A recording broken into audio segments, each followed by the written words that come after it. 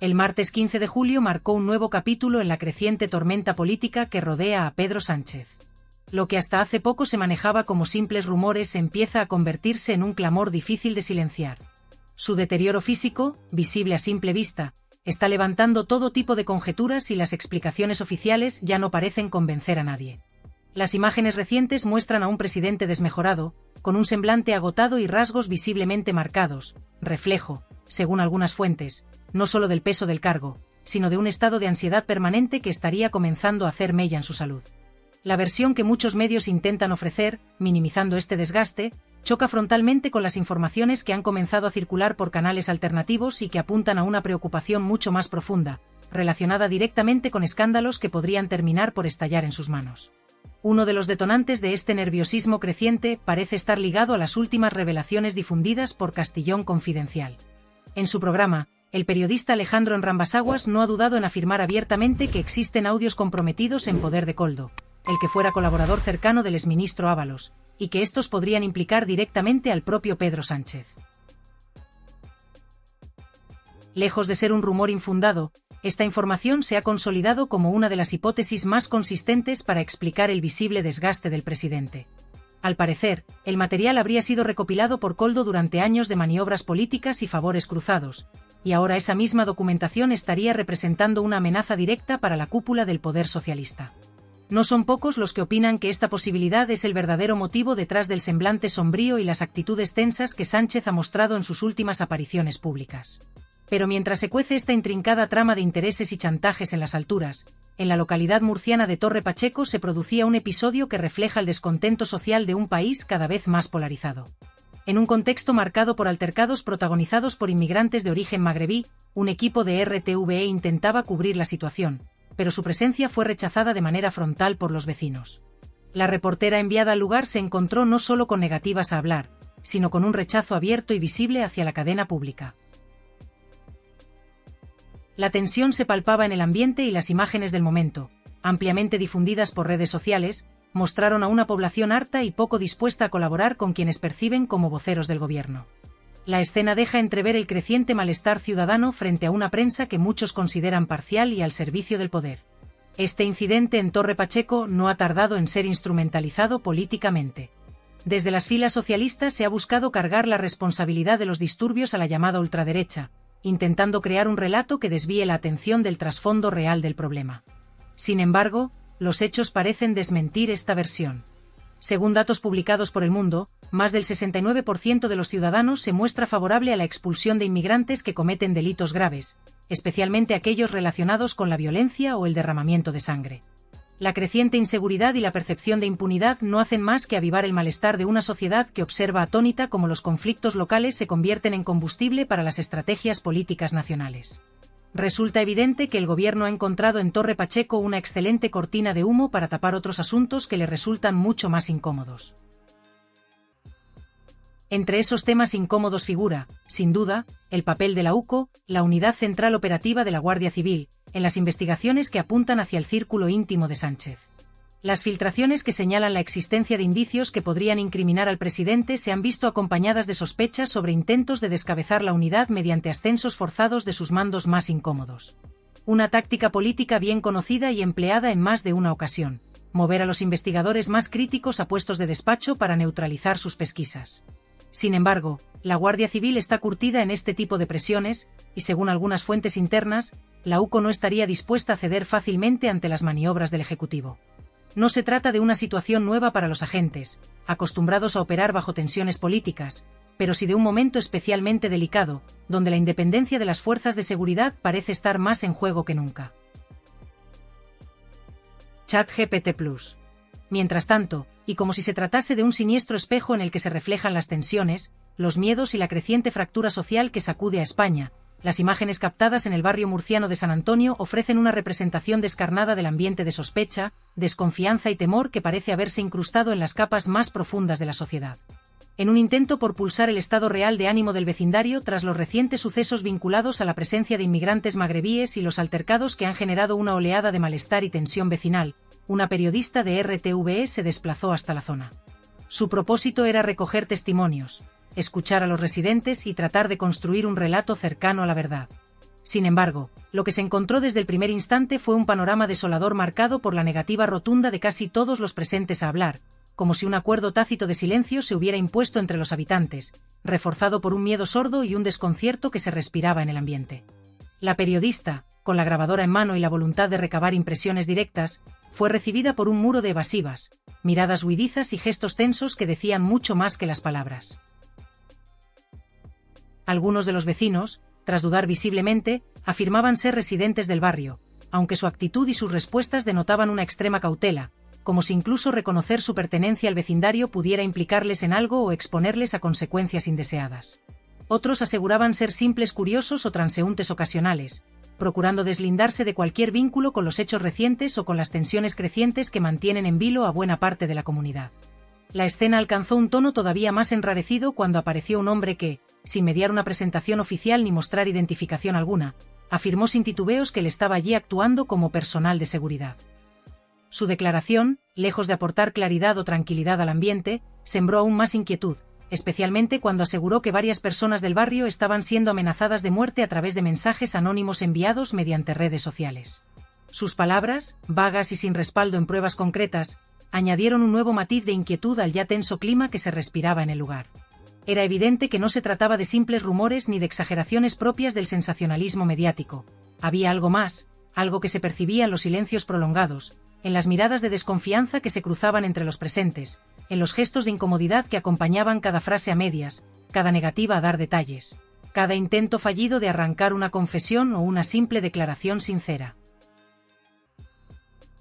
El miedo parecía haberse apoderado de las calles, un miedo que no solo se manifestaba en la reticencia a hablar, sino la convicción casi palpable de que cualquier palabra fuera de lugar podría tener consecuencias imprevisibles. La entrevista, o al menos el intento de ella, se convirtió pronto en un desfile interminable de respuestas evasivas, de frases ambiguas cuidadosamente elaboradas para no decir nada, y en el mejor de los casos, de negativas rotundas a aportar cualquier dato o a pronunciar siquiera una opinión personal. La periodista, en un esfuerzo por romper la barrera del silencio, reiteró sus preguntas de distintas maneras, buscó diferentes enfoques, apeló a la comprensión y a la necesidad de contar lo que verdaderamente estaba ocurriendo, pero se topó siempre con la misma respuesta: el silencio o la evasiva. Nadie quiso señalar a nadie, nadie se atrevió a mencionar nombres, nadie aceptó hablar con claridad. Parecía que el barrio entero había hecho suya una consigna invisible pero férrea: no hablar, no señalar, no implicarse. Esa actitud generalizada no hizo sino reforzar la sensación de que el miedo y la desconfianza no solo habían calado hondo en San Antonio, sino que se habían convertido en una especie de regla tácita de convivencia. El escenario ofrecía una imagen desoladora de una comunidad dividida, rota por dentro, en la que los lazos de confianza entre vecinos parecían haberse erosionado hasta casi desaparecer. La simple posibilidad de expresarse libremente parecía haberse extinguido, reemplazada por un mutismo defensivo cargado de sospechas y temores. Algunos preferían callar por miedo a represalias, otros porque desconfiaban profundamente de los medios de comunicación, a los que consideraban, y no sin cierta razón, como instrumentos al servicio de intereses políticos ajenos a la realidad de la gente. En ese clima de recelo generalizado, el periodismo se enfrentaba a un obstáculo insalvable: la falta absoluta de confianza y la convicción de que hablar no solo era inútil, sino incluso peligroso. En las calles del barrio, la desconfianza hacia las instituciones, hacia los medios y hacia el propio sistema se materializaba en cada gesto, en cada respuesta vacía, en cada paso atrás de aquellos que, apenas abordados, preferían alejarse sin decir palabra antes que correr el más mínimo riesgo. Lo más inquietante era la carga simbólica que encerraba aquella escena. No se trataba solo de un barrio afectado por la inseguridad o la tensión social, era un reflejo ampliado de un fenómeno mucho más amplio y preocupante: el crecimiento exponencial del miedo y la desconfianza en la sociedad española. La certeza de que la ley no protege al ciudadano común, el temor a ser señalado, la percepción de que las instituciones están más interesadas en proteger sus propios intereses que en garantizar la seguridad de la población, todo ello se condensaba en esos gestos de silencio y evasiva, en esas negativas cargadas de desconfianza que la periodista recogía uno tras otro sin éxito. Era como si San Antonio se hubiese convertido en un símbolo sombrío de un país donde la gente ha dejado de confiar en sus vecinos, en sus autoridades y en los medios que se supone deben servir de puente entre la ciudadanía y la verdad. En medio de este panorama, donde la fractura social se hacía evidente y el miedo se había convertido en una forma de resistencia, la situación política del gobierno de Pedro Sánchez ofrecía un paralelismo inquietante. El desgaste de su ejecutivo, lejos de ser una percepción exagerada por parte de la oposición o un recurso mediático para aumentar la tensión política, se mostraba ya como un proceso de descomposición paulatina pero inexorable.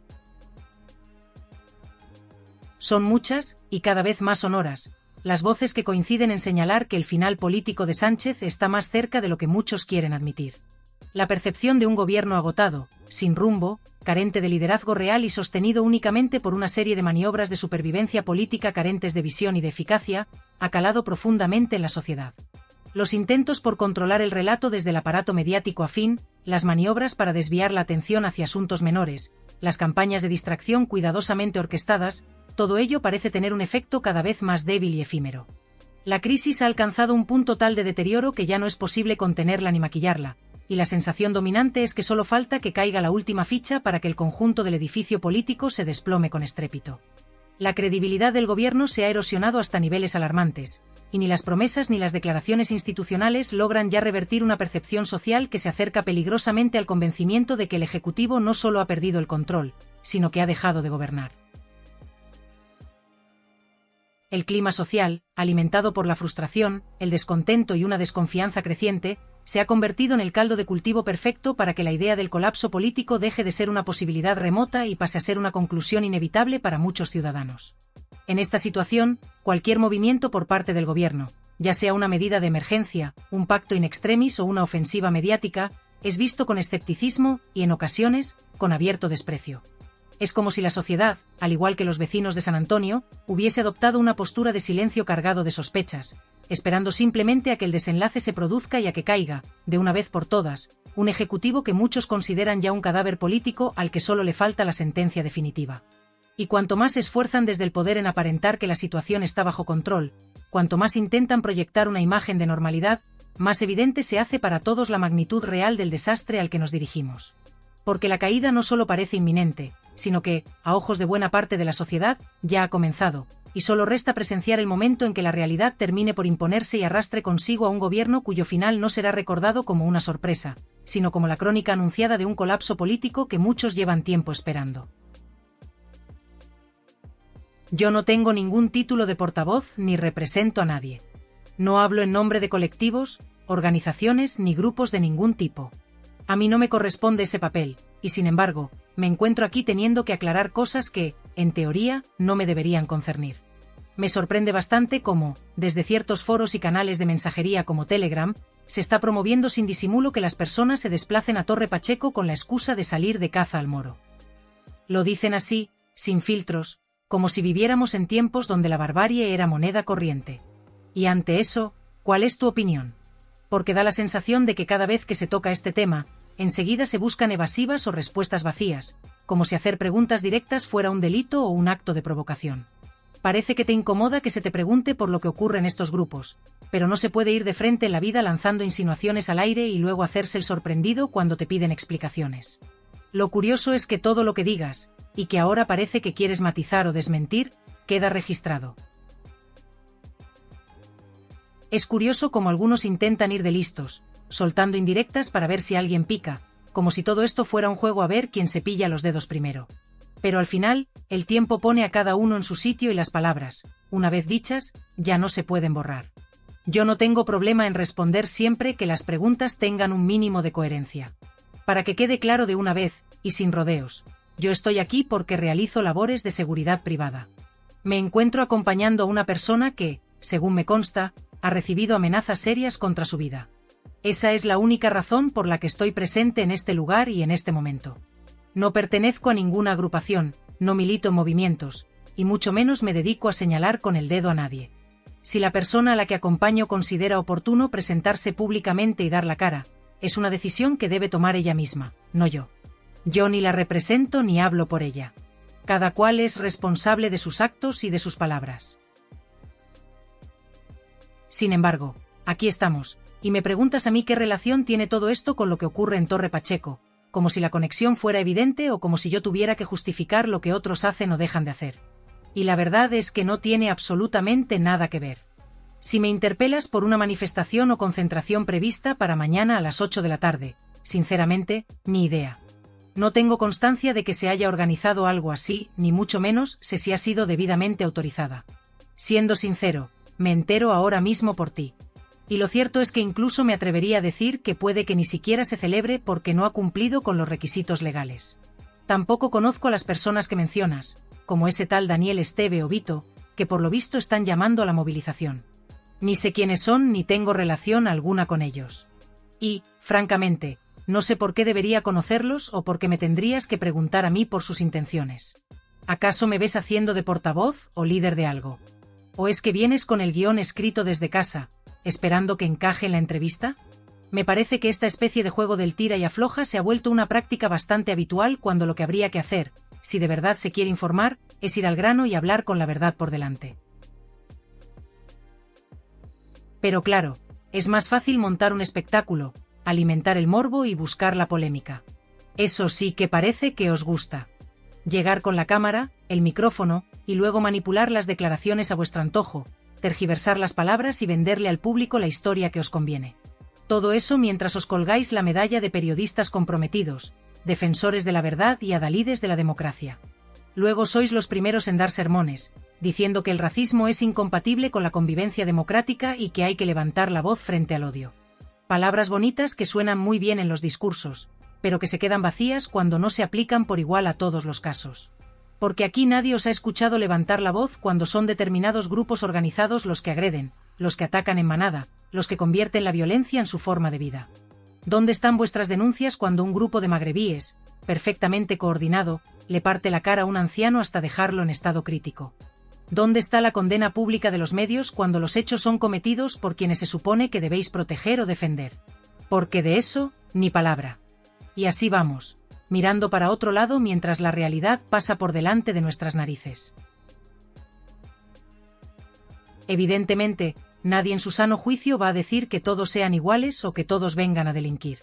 La gran mayoría está aquí para trabajar, buscarse la vida y vivir en paz. Pero negar que hay una parte perfectamente organizada para la violencia y el delito es cerrar los ojos ante lo evidente. Eso no es ser equitativo, eso es ser cómplice de una mentira. Los datos, por mucho que duela, son implacables. Y mientras tanto, ¿qué hace nuestro presidente? Se va de vacaciones. Pero ni siquiera puede disfrutarlas tranquilo porque en Lanzarote, lugar donde pasa sus días de descanso, están preparando una declaración formal para nombrarlo persona non grata. Sí, has oído bien. El Cabildo Insular, con apoyo incluso del Partido Popular, impulsa una iniciativa oficial para dejar claro el sentimiento de abandono que sienten los habitantes de la isla en materia de inmigración, seguridad ciudadana y asistencia social. Un clamor popular que se ha traducido en una moción que se debatirá en el Pleno Municipal. Es tal el rechazo que hasta en sus días de asueto tiene que cargar con el peso del descontento ciudadano. Y aunque esta declaración simbólica no le impedirá seguir paseando por la isla, sí deja muy claro el mensaje de una comunidad que se siente olvidada por su gobierno. Pero esto no es lo único que le quita el sueño. Hay algo que, probablemente, le preocupa mucho más: los audios comprometidos que están en poder de Koldo. Grabaciones que, de salir a la luz, podrían poner fin a su trayectoria política y destruir lo poco que le queda de credibilidad. Y volviendo a ti, la reportera de turno que se presenta aquí con la intención de sacarle punta a todo. A ti, que cobras por preguntar pero no por escuchar. A ti, que vienes buscando titulares y polémicas vacías. ¿No te da ni un poco de pudor ver cómo los propios ciudadanos os dejan en evidencia una y otra vez? Porque las imágenes y las respuestas quedan ahí, a la vista de todos, y cada vez hay más gente que ve las cosas tal y como son, sin necesidad de que se las cuenten edulcoradas o manipuladas. Lo que de verdad importa no se juega en los despachos ni en los platós de televisión. Está en la calle, en la gente corriente que sufre las consecuencias mientras vosotros seguís empeñados en contar solo la parte de la historia que os interesa. Pero aquí seguimos nosotros, sin miedo a decir las cosas como son, sin filtros y sin cuentos. Porque hay verdades que, aunque intentéis silenciar, se acabarán abriendo camino. Nos volveremos a ver, y entonces veremos quién queda en evidencia de verdad.